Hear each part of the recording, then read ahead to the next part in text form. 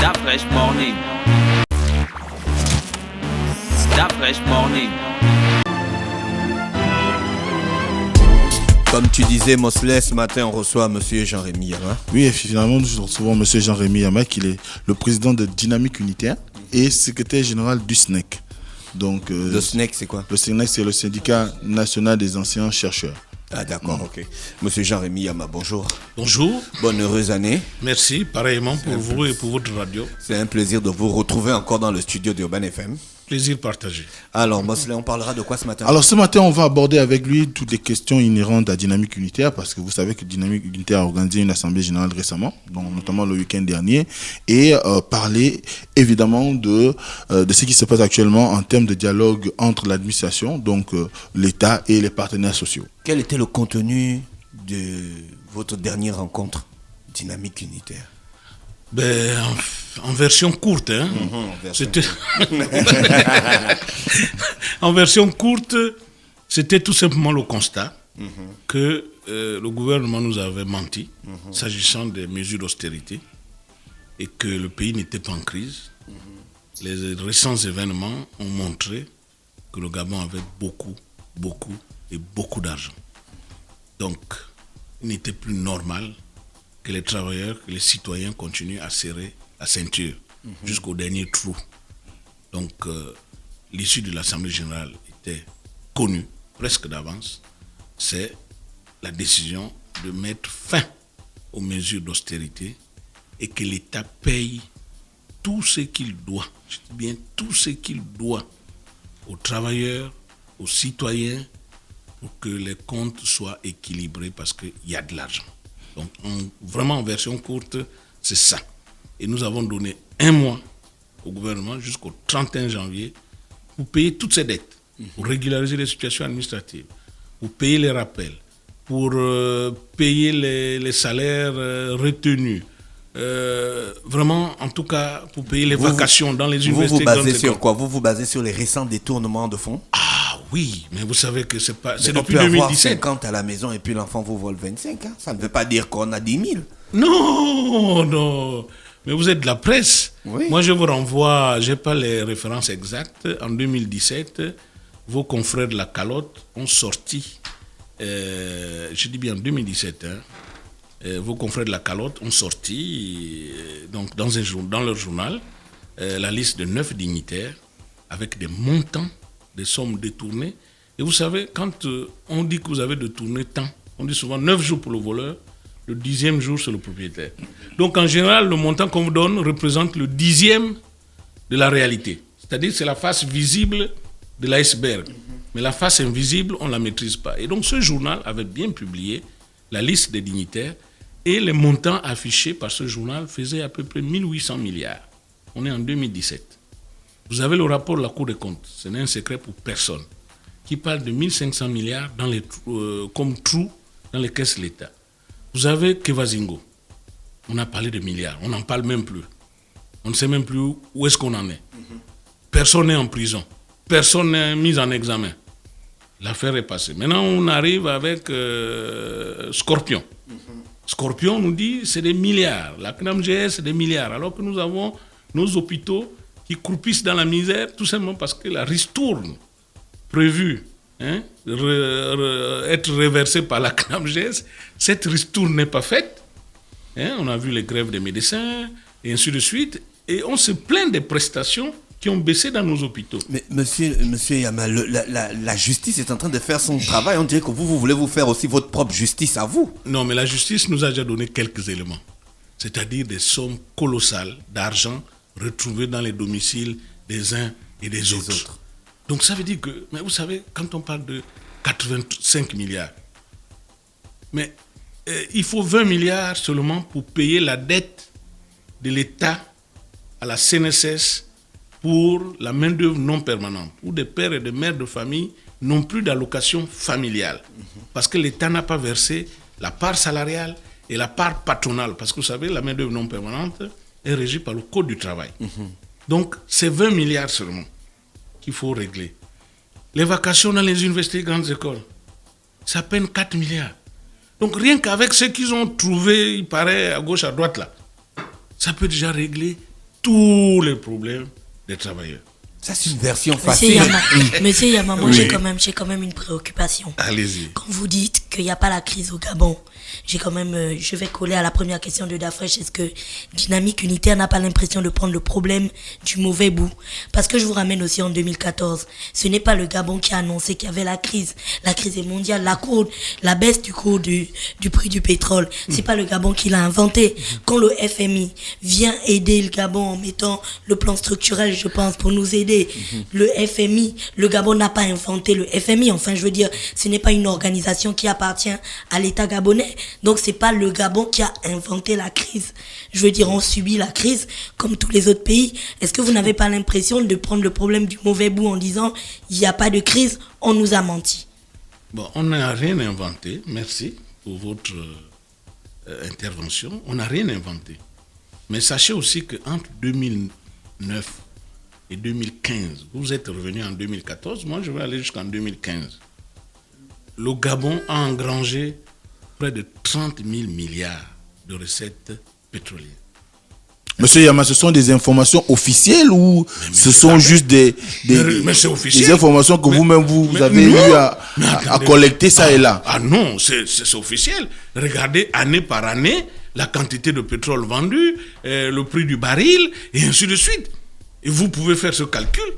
Vous avez des journalistes d'investigation. Ils n'ont qu'à faire des investigations. Je vous dis, de 2019 à 2015, près de 30 000 milliards ont été engrangés pour les recettes pétrolières. Ça a commencé à chuter à partir de 2015. On nous a dit, c'est la crise mondiale. Vous savez, pensez que c'est tous les pays qui subissent forcément la crise mondiale. Ça dépend. On a mis en place un nouveau système de rémunération où les Gabonais cotisent 2 à 3 fois plus. Je vous prends, madame. Les retraités, par exemple. Est-ce que vous trouvez normal que les retraités gabonais de la fonction publique n'aient que des pensions provisoires? Quand on sait que ils vivent grâce aux cotisations des actifs, il y a plus d'actifs. Vous êtes d'accord? Puisqu'on dit que la fonction publique est pléthorique. Non seulement il y a plus d'actifs, mais les cotisants aussi cotisent plus.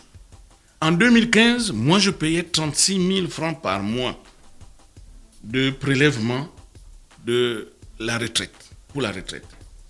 En 2015, enfin après la mise en place du nouveau système de rémunération, je suis passé à 94 000 que je paye. Donc, mon taux de cotisation a été multiplié par 3, chez les autres par 2. Ça veut dire que ça devait profiter à qui?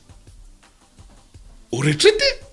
Mais comment voulez-vous que maintenant les retraités ont leurs pensions provisoires, c'est-à-dire la moitié de ce qu'ils devaient toucher? Est-ce que dans Vous la voyez mise en, ça est-ce que dans la ça mise en aberrant. place du nouveau système de régulation, Oui. les retraites ont été prises en compte? Vous qui étiez aux travaux. Mais ce n'est pas une question de retraité prise en compte ou pas. C'est un principe de... c'est la retraite par partition. C'est-à-dire, les retraités, enfin, comment dire, les pensions vieillesse sont payées par ceux qui sont en activité. C'est ce système qui est pratiqué en France. Ce qui fait que quand le nombre d'activités, comment on appelle ça, le nombre de personnes, de cotisants. le cotisant baisse, le système de fois se met en déséquilibre. Et pour le rééquilibrer, on a tendance à rallonger la durée du travail, le temps de travail. C'est ce qui se passe dans la grève actuellement en France. C'est un peu tout ça. Donc, mais dans notre cas, le système n'est pas en déséquilibre. Qu'on nous montre qu'on nous fasse l'état, comment dire ça, d'équilibre entre les pensions retraite et les cotisations qu'on prélève à chaque agent. Mais Moi, monsieur Yama, c'est vous qui participez à toutes les rencontres Non, que l'État organise Comment vous êtes juste étonné avec de les ces choses syndicats alors que vous participez Bon, à ces rencontres? mais justement, je vous assure que lorsque j'étais ici, rappelez-vous, je vous l'avais dit, Dynamique Unitaire n'est jamais associée aux rencontres. Mais peut-être parce que vous avez une mauvaise façon de procéder. Mais qui nous démontre cette mauvaise façon? On dit que vous êtes violent sur Vous faites On des a violenté manifestes. qui? le plan du langage. Faites Vous avez un des langage manifestations. violent. Vous n'avez pas un langage à rentrer dans Vous la n'avez pas négociation. une attitude de conciliation. Vous ne cherchez pas pas à faire des conciliant. concessions. Pour vous, la seule attitude aujourd'hui, aimez c'est celle l'affront. de pouvoir mettre l'État dos au mur. Est-ce Non. que c'est la logique que vous épousez désormais à Dynamique Unitaire? Mais non, vous savez, il faut avoir les faits. On a un langage dur, expliquez-nous ce qu'on a dit. On est impoli, dites-nous ce qu'on a dit d'impoli. Quelles sont les phrases qu'on a utilisées pour dénoncer telle ou telle chose. Nous disons, nous sommes exclus. Quand le gouvernement appelle les organisations syndicales, regardez par exemple, ils sont allés faire des vœux. Quelqu'un vient parler en parlant au nom des travailleurs. Mais c'est un syndicaliste, monsieur Yama. Mais c'est un Fridolin Vemessa, il est secrétaire général d'un syndicat. Mais vous ne prenez pas un syndicat comme ça. Imaginez, vous êtes la presse. Il est aussi président d'une confédération, voilà. Mais imaginez, on est à la presse. Si vous devez faire des vœux, vous avez des représentants. Parce que ces représentants parlent en votre nom.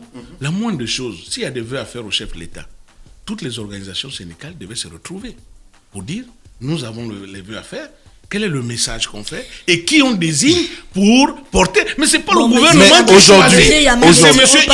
Monsieur Yama, ne tirons pas sur le messager. Voilà. Concentrons-nous sur le message. En fait, voilà. Est-ce que le message qui a été envoyé de la part du syndicat au président de la République n'était pas important? Est-ce qu'il ne rentrait pas dans vos attentes? Ça n'engageait que lui.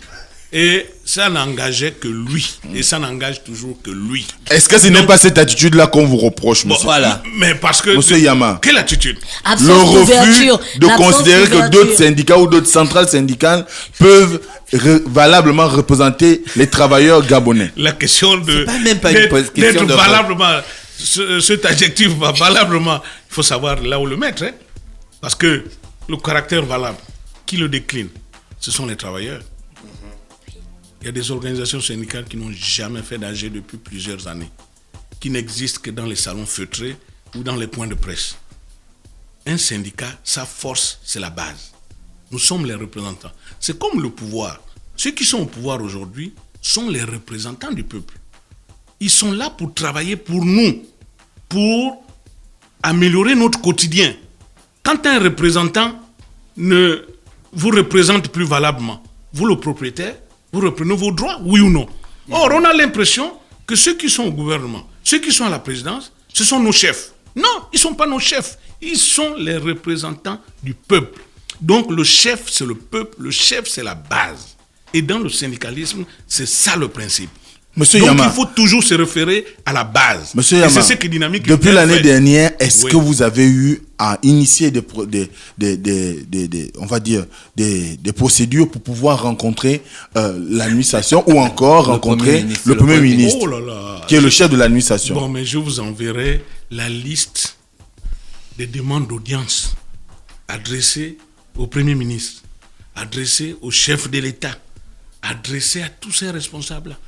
Personne n'a jamais voulu rencontrer Dynamique Unitaire. La preuve, lorsqu'on a été invité correctement par les formes le 23 avril, nous n'étions pas aux nomades quand le Premier ministre nous a appelés. Nous sommes allés, on s'est exprimé. On a dit au Premier ministre qui voulait faire son dialogue social que voilà, les tenants, les aboutissants. Vous ne pouvez pas faire un dialogue si ça, c'est pas levé.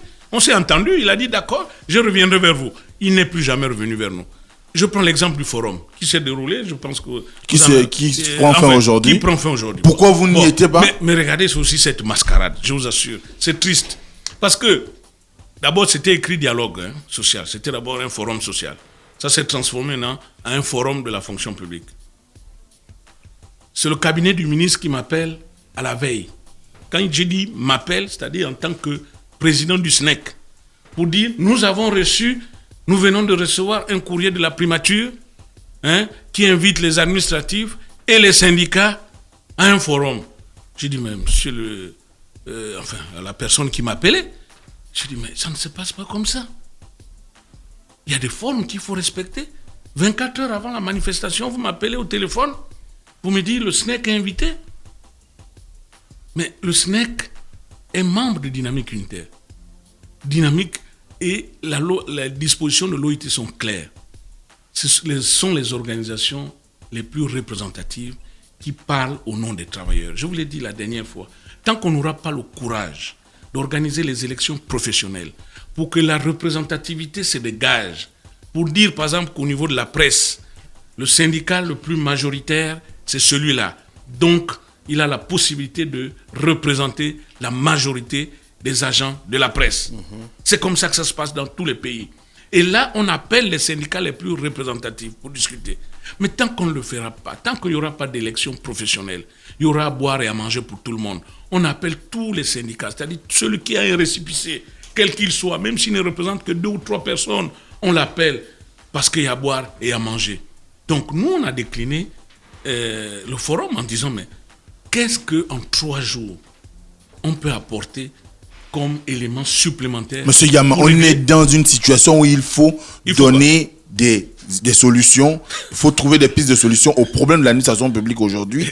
Est-ce que vous n'auriez pas été beaucoup plus magnanime en allant au moins assister ou envoyer quelqu'un vous représenter? Non, mais vous pensez quand même que des retrouvailles comme ça, où on demande 5 par organisation syndicale, vous serez 1000.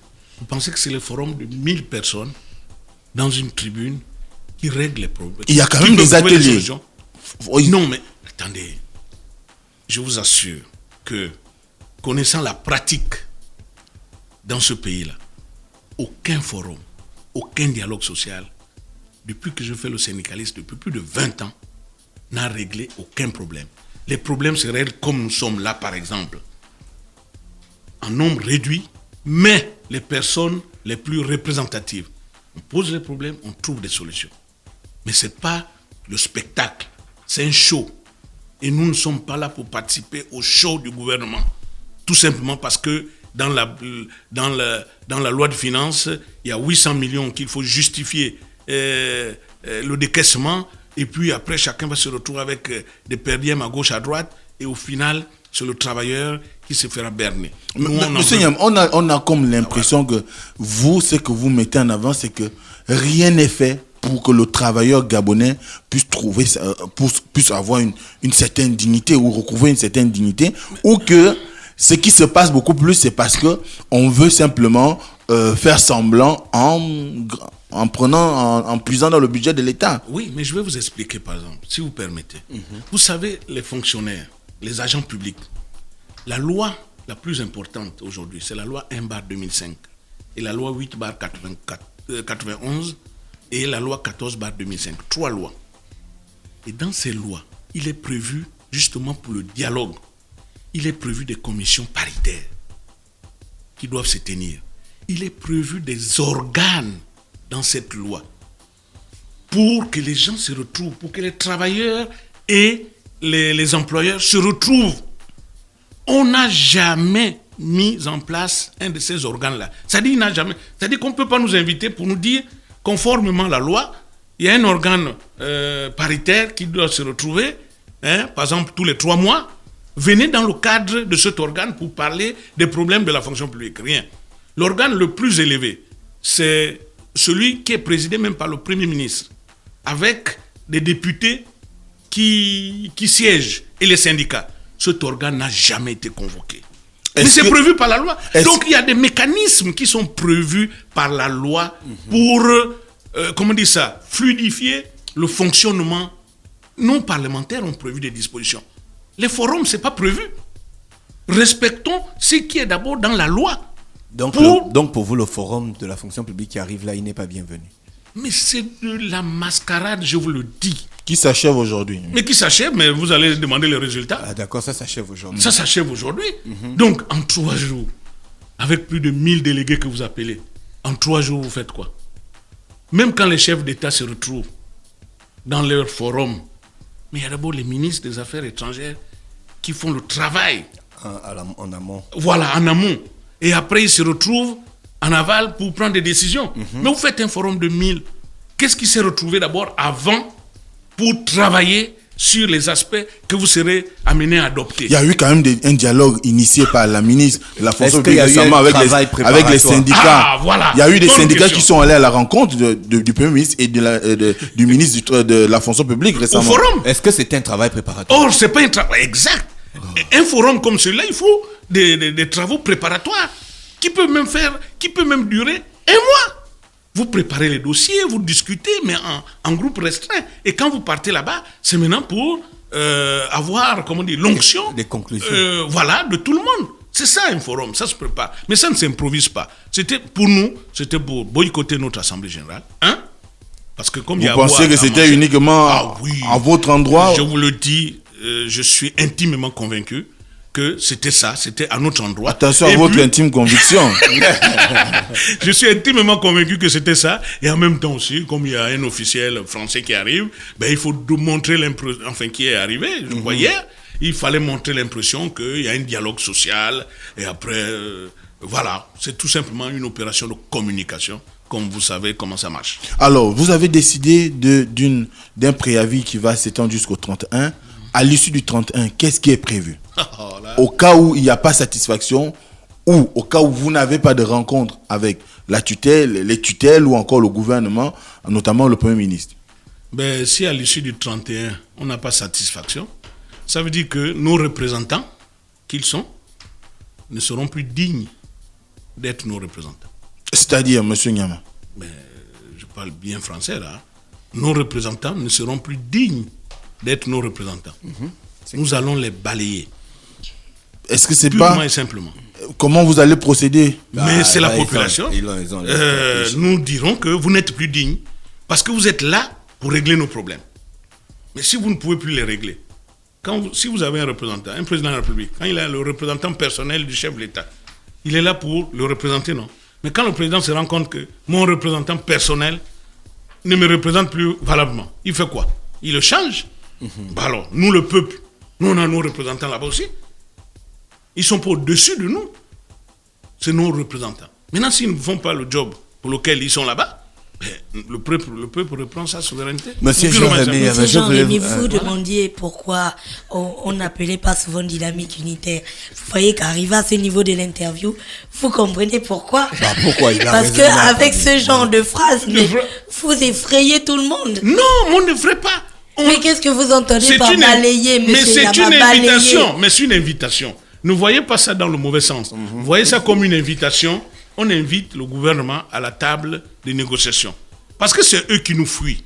Nous, on ne fuit pas le gouvernement. À chaque fois qu'il nous a appelés, on vient. La preuve, je vous ai dit, on a déposé des demandes d'audience. Donc, les gens pensent qu'on ne veut pas rencontrer le gouvernement ou qu'on ne veut pas rencontrer le président de la République. C'est faux. Vous ne pouvez pas déposer une demande d'audience si vous ne voulez pas rencontrer la personne. Donc, prenez ça comme une invite à la négociation. Ne prenez pas ça comme un ultimatum, comme une menace. Voilà. Prenez ça comme une invite à la négociation. Monsieur Jean-Rémy, moi je voulais avoir votre avis sur une situation actuelle, d'actualité. Oui. Voilà. Il y a les enfants qui sont sortis dans la rue hier face à une réforme. Est-ce que vous êtes au courant de cette réforme? Mais voilà, on n'est pas au courant, mais c'est la raison pour laquelle on prend les choses. Monsieur Yama, vous ne pouvez pas dire que vous n'êtes pas au courant. La CONACYCED a participé à la dernière rencontre entre le ministre et les syndicats de l'éducation nationale. Mais vous voyez, c'est ça qui est... Qui est membre de Dynamique Unitaire d'ailleurs. Oui, c'est ce qui est aberrant. Le ministre appelle toutes les organisations syndicales pour une réunion de contact. Parce qu'il vient d'être nommé ministre de l'Éducation nationale. Je dis bien réunion de contact. Il était le seul à parler. Il était le seul à parler. Il a dit tout ce qu'il voulait. Et puis les autres se sont, bon d'accord, au revoir, au revoir. On se retrouvera la prochaine fois. Il dit, nous allons introduire, le ministre, nous allons introduire une réforme.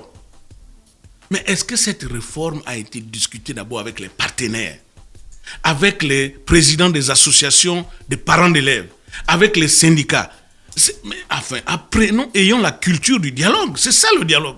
Vous appelez d'abord les fédérations des parents d'élèves, vous appelez les syndicats et vous dites voilà ce qu'on va faire. Et une réforme doit toujours être positive pour le bénéficiaire de cette réforme. Une réforme ne peut pas être, comment dire ça, ne doit pas vous sanctionner. Elle doit être positive.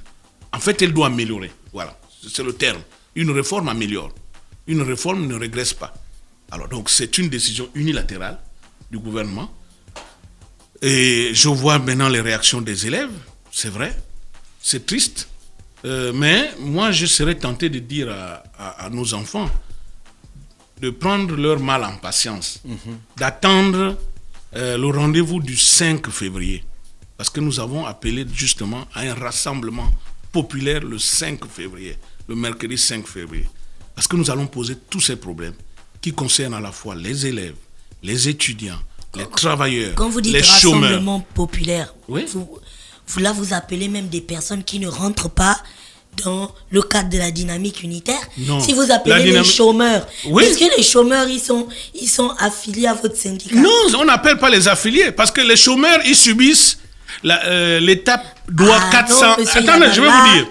Les chômeurs, c'est les travailleurs de demain. Oui. Moi, monsieur Yama, je vais vous dire. Oui. Dans 5 ans, je vais à la retraite. Ah bon? Oui, dans 5 ans. Enfin, l'âge normal, hein, parce que nous, les enseignants supérieurs, on nous donne encore 5 ans de plus. Mais je vous dis, je n'ai pas envie de prendre ça. Je verrai les dispositions, comment ça se passe. J'ai envie d'être au régime général, pas au régime spécifique. Bon, bref, dans 5 ans, je vais à la retraite, on va dire. C'est-à-dire, j'ai 60 ans. Moi, je me bats pour les travailleurs. Vous êtes à la porte d'entrée du travail. Entre moi, qui n'a plus que 5 ans d'activité, et vous, qui aurez plus de 40 ans d'activité, qui est plus concerné par les problèmes des travailleurs? Moi. Voilà. Mais pourtant, vous ne travaillez pas encore. Mais vous êtes plus concerné parce que ces réformes-là, vous allez les subir de plein fouet. C'est la raison pour laquelle dans les pays comme la France et les autres, on voit des élèves, des étudiants aller manifester quand on parle du code du travail. Qu'est-ce que les élèves et les étudiants ont à y voir avec le code du travail? Mais parce qu'ils se disent, nous sommes les travailleurs de demain et cela nous concerne. Donc, le chômeur est le travailleur de demain. Donc, les problèmes des travailleurs les concernent au premier plan. Aujourd'hui, les entreprises ne sont pas payées. On ne peut plus recruter parce que l'État doit de l'argent aux entreprises privées. Vous êtes d'accord? L'État ne recrute plus à la fonction publique malgré les ouvertures que le Premier ministre offre à ses clients de recrutement, puisqu'on a vu une note officielle où le directeur de cabinet donne des injonctions pour recruter certaines personnes, donc du clientélisme. Alors vous voyez bien que les mesures d'austérité aussi concernent les chômeurs qui n'arrivent plus à s'en sortir. Donc ça concerne les étudiants, ça concerne les élèves. Donc à cette assemblée on est tous générale, liés. À cette assemblée générale, Nous appelons tout le monde, même vous, parce que les mesures d'austérité vous concernent aussi. Vous qui êtes à Urban FM, vous êtes des citoyens, vous payez les 1% de la CSG, non? Vous payez les... Ah oui, parce qu'à chaque fois que vous allez dans un magasin, on vous prélève 1% du montant de votre facture. Hein? Est-ce que vous savez ça? On nous prélève aussi un montant sur la facture EDAN pour nettoyer. Et sur la facture EDAN, 7%. exact. 7%. Donc 7%. Alors et que pourtant, la ville n'est pas propre. La ville n'est pas propre. Tout cet argent, ça vaut. Donc ça vous concerne. dynamique Ça nous concerne. Donc voilà un peu. D'après, ce que je vais pourrais rentrer dire. dans la dynamique unitaire. Mosley, tiens, alors, dernière question. pour la dernière question, Monsieur Yamo, aujourd'hui, au regard de vos activités, il est constaté que toutes les actions que vous menez sont de nature à pouvoir, ou les discours que vous prononcez vont toujours dans le sens d'inscrire le gouvernement dans une logique d'illégitimité. Est-ce qu'aujourd'hui, il y a connivence entre dynamique unitaire et l'opposition? Aucune connivence, aucun lien. Nous n'avons jamais parlé d'illégitimité du gouvernement. La preuve, je vous ai dit, on écrit au gouvernement pour demander à le rencontrer. On écrit au président de la République pour demander à le rencontrer. Alors on ne peut pas vouloir quelque chose et son contraire. Donc, nos actions s'inscrivent tout simplement sur, par rapport au rejet dont nous sommes victimes. Parce que le gouvernement nous rejette Dynamique Unitaire sans venir vous dire pourquoi il rejette Dynamique Unitaire. Pourquoi ils ne répondent pas à nos demandes d'audience. Pourquoi ils ne nous invitent pas aux discussions. Donc, il n'y a pas de défiance en tant que telle. Nous écrivons, nous voulons être respectés, nous sommes une centrale syndicale, nous avons des membres et le peuple, les travailleurs sont avec nous. Et donc il faut respecter ces personnes. Et nous invitons tout simplement au gouvernement, vraiment nous les invitons à faire des élections professionnelles pour clarifier le paysage syndical. C'est tout, il n'y a pas de midi à 14h. À partir de là, si Dynamique Unitaire est reconnue comme centrale syndicale minoritaire, là le gouvernement pourra dire, mais écoutez, les élections professionnelles ont donné premier tel, deuxième tel, troisième, vous êtes en dernière position. Donc le gouvernement discute avec les organisations les plus représentatives. Donc c'est la raison pour laquelle Dynamique Unitaire, on ne l'invite pas. Là, ça aurait une logique. Mais tant que vous n'aurez pas fait d'élections professionnelles, je suis désolé, vous ne pouvez pas discriminer Dynamique Unitaire Dans ce cas, vous devez prendre toutes les centrales syndicales au même niveau, puisque vous ne voulez pas les clarifier. Donc voilà ce que je tenais à dire. Et vous invitez le 5 février, le mercredi 5 février, l'endroit où sera communiqué, ou les endroits où seront communiqués ultérieurement, mais le 5 février, c'est le rassemblement populaire à l'appel de Dynamique Unitaire. Merci, monsieur Jean-Rémy Yama, le président de Dynamique Unitaire qui est avec nous ce matin. On vous remercie d'avoir accepté notre invitation et on vous réitère encore nos voeux de la nouvelle année 2020, vous et à votre famille. Merci, pareillement. Restez connectés sur les 104.5 Urban FM, la station urbaine. On revient dans quelques minutes. Stop Fresh Morning.